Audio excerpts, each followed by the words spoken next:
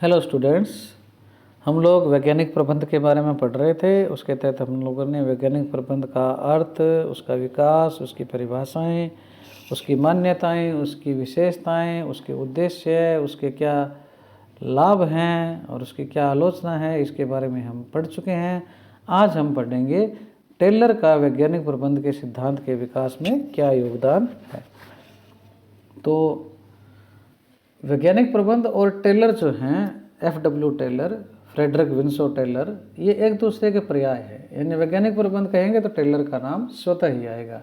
जैसे नौकरशाही के साथ वेबर का नाम जुड़ा हुआ है, वैसे क्या है, वैज्ञानिक प्रबंध के साथ टेलर का नाम जुड़ा हुआ है।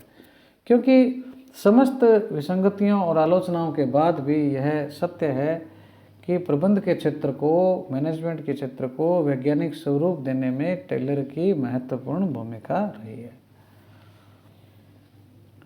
टेलर का जो जन्म है 20 मार्च 1856 को जर्मनी में पेनिसिल्वेनिया के एक संभ्रांत यानी उच्च कोटि के परिवार में हुआ था। उन्होंने अपनी शिक्षा फ्रांस और जर्मनी में पूरी की थी। उनका प्रवेश फिलिप्स एक्स्टर एकेडमी में हुआ। 1874 में टेलर ने 18 वर्ष की अवस्था में फिलाडेल्फिया में एंटरप्राइज हाइड्रोलिक वर्क्स में कंपनी जो है उसमें 4 वर्षों तक एक ट्रेनी व टर्नर के रूप में काम किया। 1878 में मिडवेल स्टील वर्क्स कंपनी में एक श्रमिक के रूप में अपना योगदान दिया। 2 वर्ष बाद वे उसी कंपनी में क्या है, ग्रुप नायक यानी टोली नायक क्या है बन गए। अपनी योग्यता, क्षमता व परिश्रम की बदौलत वे 4 वर्ष के पश्चात उसी कंपनी के क्या है, चीफ इंजीनियर बन गए। नाइट क्लासेज में उन्होंने प्रवेश लिया और Stevens Institute of Technology New Jersey से उन्होंने क्या है, यांत्रिक अभियंता की क्या है, मैकेनिकल इंजीनियर की क्या है, उन्होंने डिग्री प्राप्त की। उसके पश्चात उन्होंने 3 वर्ष तक क्या फिलाडेल्फिया के मैन्युफैक्चरिंग इन्वेस्टमेंट कंपनी जो है उसमें जनरल मैनेजर अर्थात GM यानी महाप्रबंधक के रूप में कार्य किया। उसके पश्चात उन्होंने बेथलेहेम स्टील कंपनी में भी अपना योगदान दिया। 1901 में टेलर ने अपना सारा ध्यान वैज्ञानिक प्रबंध के तकनीकों के विकास के लिए रिसर्च पर लगाया। टेलर ने अपने जीवन काल में क्या है, अनेक शोध पत्र और पुस्तकें लिखी हैं जो इस प्रकार से है। पहली उन्होंने लिखी थी नोट्स ऑन बेल्टिंग 1893 में। उसके पश्चात the adjustment of wages to efficiency, adjustment of wages to efficiency 1896 में।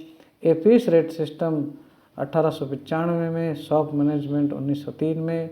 On the art of cutting metals 1906। The principle of scientific management 1911। The gospel of efficiency 1911। Concrete cost with S.E. Thomson 1912। तो इस प्रकार से क्या है, इन्होंने ये पुस्तकें और लेख क्या है उनकी रचनाएं हैं। टेलर ने सबसे पहले अपनी रचना ए पीस रेट सिस्टम में विभिन्न जो कल कारखाने हैं उनमें काम कर रहे मजदूरों के मजदूरी संबंधी सिद्धांतों का उल्लेख करते हुए बताया कि श्रमिकों की मजदूरी उनके पद के अनुसार नहीं देनी चाहिए बल्कि उनके काम के अनुसार देनी चाहिए। ये बात उन्होंने क्या है, ए पीस रेट सिस्टम में बताई। इसी प्रकार शॉप मैनेजमेंट जो है उसमें उन्होंने बताने का प्रयास किया कि किसी भी प्रबंध का मुख्य उद्देश्य ज़्यादा से ज़्यादा उत्पादन होना चाहिए और उसको प्राप्त करने के लिए प्रबंधकों को श्रमिकों के मध्य अधिक मजदूरियों का भुगतान किया जाना चाहिए। टेलर ने कर्मचारियों की कार्यक्षमता को विकसित करने के लिए उनके प्रशिक्षण अर्थात ट्रेनिंग पर भी बल दिया और बताया कि प्रबंधकों और श्रमिकों के बीच बेहतर संबंध स्थापित करने के प्रयास क्या है, लगातार किए जाने चाहिए। टेलर सिर्फ अपने कार्यों के लिए महत्वपूर्ण नहीं था, वरन उसका व्यक्तित्व, कार्यकुशलता, क्षमता, कार्यशैली के प्रति उसकी दीवानगी भी क्या है, बड़ी रोचक थी। रोचकता और उत्साह से भरे उसके अतुलनीय चरित्र ने सबको क्या है, आश्चर्यचकित कर दिया था। अब हम क्या है, टेलर के जो किए गए प्रयोग हैं उनको देखते हैं। इनके 4 प्रयोग आते हैं। एक तो है कच्चे लोहे को हटाने का प्रयोग, पिग आयरन हैंडलिंग एक्सपेरिमेंट, फावड़े का प्रयोग, द सॉवलिंग एक्सपेरिमेंट, धातु कटाई प्रयोग, मेटल कटिंग एक्सपेरिमेंट, मिडवेल प्रयोग यानी मिडवेल एक्सपेरिमेंट। ये जो 4 प्रयोग है, इन प्रयोगों के माध्यम से टेलर ने यह पता लगाने का प्रयास किया कि किस प्रकार किसी कार्य को क्या है एक सर्वोत्तम ढंग से किया जा सकता है। मतलब कोई भी काम है उसको करने का एक बेस्ट तरीका क्या है, और वन बेस्ट वे, इसको अंग्रेजी में कहते हैं एक सर्वोत्तम ढंग, वन बेस्ट वे। चूँकि टेलर ने स्वयं एक श्रमिक से लेकर इंजीनियर तक सभी पदों पर काम करने का एक्सपीरियंस लिया हुआ था, अतः वे हर समस्या को सर्वांगीण दृष्टि से आंकते थे। टेलर की मान्यता थी कि कठोर और नीरस श्रम के द्वारा ही जीवन में गौरव और गरिमा प्राप्त की जा सकती है। जीवन को परिश्रम, चिंतन, वैज्ञानिक दृष्टि से आंकने वाले टेलर का मानना था कि जीवन में कार्य को आनंददायक बनाना आनंददायक कार्य करने से ज़्यादा महत्वपूर्ण है।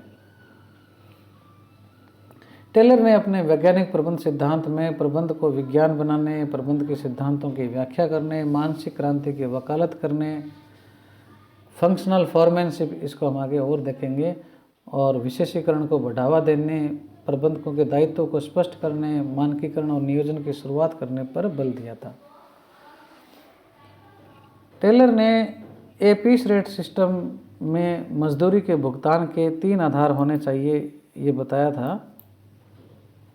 उन्होंने कहा कि समय अध्ययन के माध्यम से क्या है कार्य का पहले तो क्या है अवलोकन करना चाहिए, विश्लेषण करना चाहिए, यानी कितनी देर में कौन सा काम हो रहा है, इसको कहते हैं हम समय अध्ययन। वह न्यूनतम समय जिसमें कोई कार्य क्या है संपन्न हो जाता है, वो क्या कहलाता है समय अध्ययन।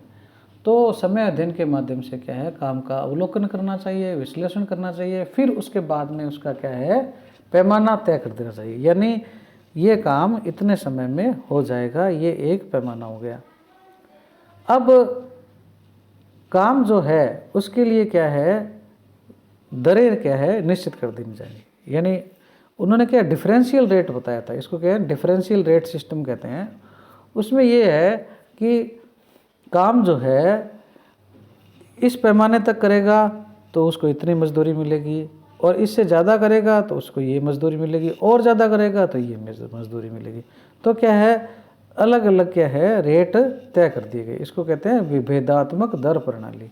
तो कार्य के लिए क्या है विभेदात्मक दर प्रणाली की जाए। और तीसरी बात इन्होंने ये बताई कि पद की बजाय व्यक्ति को भुगतान किया जाए, यानी व्यक्ति ज़्यादा काम करता है तो उसको ज़्यादा भुगतान हो, कम काम करता है तो कम, उसकी पोस्ट के हिसाब से उसको वेतन या मजदूरी नहीं मिलनी चाहिए। तो जो पीस रेट सिस्टम है उसमें क्या है मजदूरी के भुगतान के क्या है 3 आधार बताए। पहले तो काम का समय तय किया जाए और उसका पैमाना तय किया जाए, फिर अलग अलग दरें निर्धारित किए जाए, और पद के बजाय व्यक्ति को क्या है भुगतान किया जाए। अब हम देखते हैं टेलर के अनुसार वैज्ञानिक प्रबंध के क्या सिद्धांत हैं। पहला ये है कि कार्य के क्या है सही विज्ञान का विकास किया जाए, ये हम पहले पढ़ चुके हैं, वन बेस्ट वे, वही बात है दोबारा देखते हैं। संगठन या उद्यम में क्या है प्रत्येक कार्य जो है उसको क्या है वैज्ञानिक दृष्टिकोण से क्या है देखना चाहिए।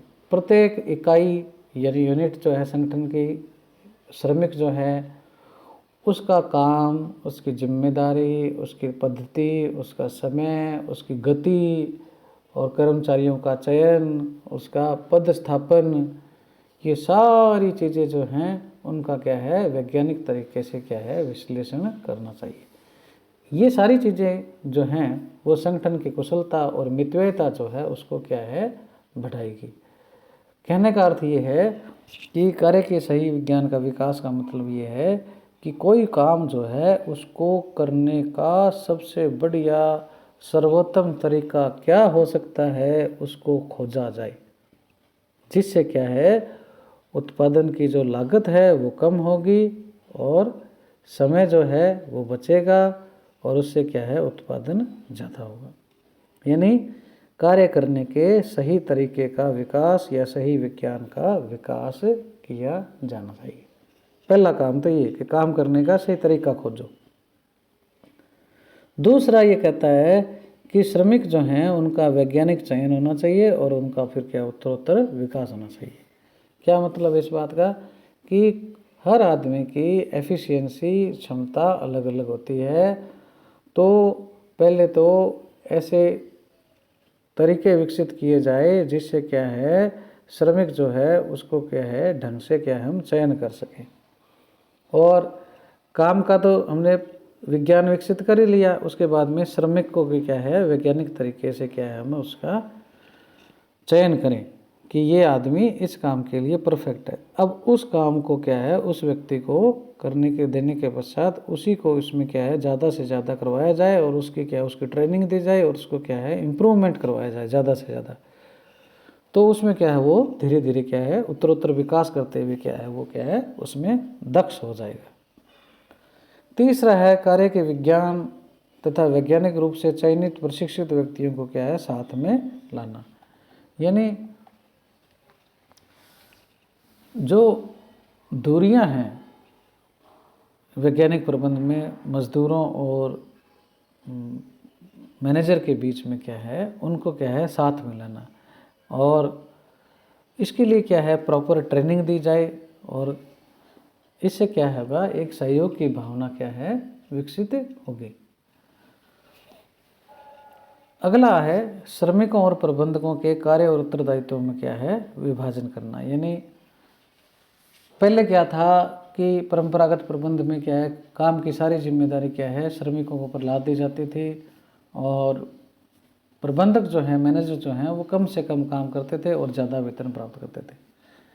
लेकिन टेलर ने इसका ऐसा विरोध किया और उन्होंने क्या है काम की जिम्मेदारियां जो है वो क्या है मजदूरों से लेकर प्रबंधकों तक क्या है सिस्टमेटिक वैज्ञानिक तरीके से क्या है उनका विभाजन किया, और इससे क्या हुआ काम जो है वो क्या है बंट गया और उससे क्या है मजदूरों पर क्या है कार्य का बोझ क्या है कम हुआ और प्रबंधकों की जिम्मेदारियां बढ़ी और इससे क्या हुआ सहयोग की भावना विकसित हुई।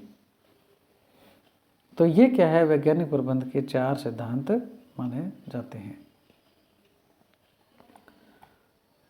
तो इनका सार जो है वो यही है कि वैज्ञानिक प्रबंध जो है वो अंगूठा नियम पर आधारित नहीं है, यानी वैज्ञानिक पद्धति पर आधारित है। इसमें संघर्ष को स्थान नहीं दिया जाता बल्कि सहयोग और शांति को स्थान दिया जाता है, और इसमें क्या है उत्पादन को कम नहीं होता बल्कि इसमें क्या है ज़्यादा उत्पादन होता है। तो ये इसमें क्या है इसका सार है। इसके पश्चात हम देखते हैं फंक्शनल फोरमैनशिप, कार्यात्मक फोरमैनशिप क्या है।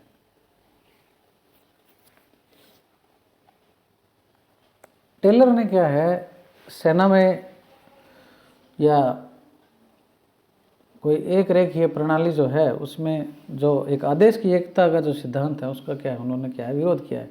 यानी एक व्यक्ति को एक समय में एक ही अधिकारी से या एक ही निर्देशक से क्या है निर्देश या आदेश मिलने चाहिए। इस बात का उन्होंने क्या है विरोध किया, क्योंकि टेलर क्या है विशेषीकरण पर जोर देते थे और इन्होंने क्या है फंक्शनल फोरमैनशिप की क्या है अवधारणा थी। इसके तहत क्या होता है कि हर श्रमिक जो है उसके लिए क्या है 8 विशेषीकृत क्या है पर्यवेक्षक होते हैं। पर्यवेक्षक को क्या है ये टेलर क्या बोलते हैं फोरमैन कहते हैं, फोरमैन। तो ये फोरमैनशिप जो है उन्होंने दी थी। टेलर ने कार्य को केवल श्रमिकों के स्तर पर ही नहीं बल्कि पर्यवेक्षक के स्तर पर भी क्या है विभाजित किया। ये हम क्या है पहले पढ़ चुके हैं कि उसने क्या है प्रबंधक और श्रमिक दोनों के बीच क्या है कार्य का बंटवारा किया था। टेलर के अनुसार ये जो 8 जो पर्यवेक्षक हैं या फोरमैन हैं उनको क्या है 2 भागों में विभाजित किया हुआ है। एक तो क्या है नियोजन से संबंधित है और दूसरे क्या हैं क्रियान्वयन से संबंधित हैं। जो प्लानिंग या नियोजन से संबंधित हैं उनमें नाम है अलग अलग उनके। एक तो हैं गैंग बॉस जिनको गुट नेता कहते हैं, दूसरा है मेंटेनेंस या रिपेयर बॉक्स मरम्मत का नेता, एक है स्पीड बॉस, गति का नेता जो गति का ध्यान रखता है, और एक है इंस्पेक्टर अर्थात निरीक्षक। ये जो हैं ये क्या है, नियोजन का काम करते हैं, प्लानिंग का काम करते हैं कि मेंटेनेंस किस प्रकार से की जाए, स्पीड किस प्रकार से की जाए, इंस्पेक्शन किस प्रकार से किया जाए, ठीक है ना। और जो श्रमिक हैं उनको क्या है किस प्रकार से एकजुट किया जाए, ये क्या है इस प्रकार की योजना बनाते हैं। दूसरा वर्ग जो आता है फोरमैन का, वो आता है क्रियान्वयन। इसके अंतर्गत भी 4 है। एक तो है कार्य की व्यवस्था और मार्ग का लिपिक, और दूसरा है निर्देश कार्ड लिपिक, इंस्ट्रक्शन देता है ये, और तीसरा है समय और लागत का लिपिक यानी टाइम और कॉस्ट क्लर्क है, लिपिक का मतलब क्लर्क, और चौथा है कारखाना अनुशासक जो डिसिप्लिन बनाने का काम करता है, वो कारखाना अनुशासक है। तो ये इस प्रकार से क्या है, ये 8 फोरमैन हो गए। 4 तो प्लानिंग से जुड़े हुए हैं और 4 क्या है उसके इम्प्लीमेंटेशन अर्थात क्रियान्वयन से जुड़े हुए हैं। तो एक श्रमिक जो है वो 8 फोरमैनों के अंडर में काम करता है। इसको कहते हैं फंक्शनल फोरमैनशिप, यानी प्रत्येक जो श्रमिक है उसको इन 8 पर्यवेक्षकों से क्या है, फोरमैनों से क्या है आदेश और निर्देश प्राप्त करने चाहिए, ताकि क्या है कार्य का विशेषीकरण और कुशल संपादन हो सके। इसको हम क्या है क्रियात्मक संगठन सिद्धांत भी कहते हैं। ये जो फंक्शनल फोरमैनशिप जो थ्योरी है इसको क्या कहते हैं, क्रियात्मक संगठन सिद्धांत भी कहते हैं। सूत्र व स्टाफ अभिकरणों में यह अवधारणा स्टाफ विशेषज्ञों से संबंधित है, हम आगे भी पढ़ेंगे। तो ये फंक्शनल फोरमैनशिप क्या है, एक प्रकार से क्या है स्टाफ अवधारणा है। एक अच्छा फोरमैन जो है, एक पर्यवेक्षक जो है, उसके भी टेलर ने गुण बताए हैं। वो कहते हैं शिक्षा तकनीकी ज्ञान होना चाहिए, उसमें हस्तकौशल ताकत होनी चाहिए, चतुराई होनी चाहिए, उसमें ऊर्जा होनी चाहिए, धैर्य भी होना चाहिए, ईमानदारी, विवेक और अच्छा स्वास्थ्य भी उसमें होना चाहिए। इसके बाद में हम थोड़े कुछ और भी इसके पॉइंट्स हैं टेलर के योगदान के, उनको हम क्या है अगली वीडियो में देखेंगे।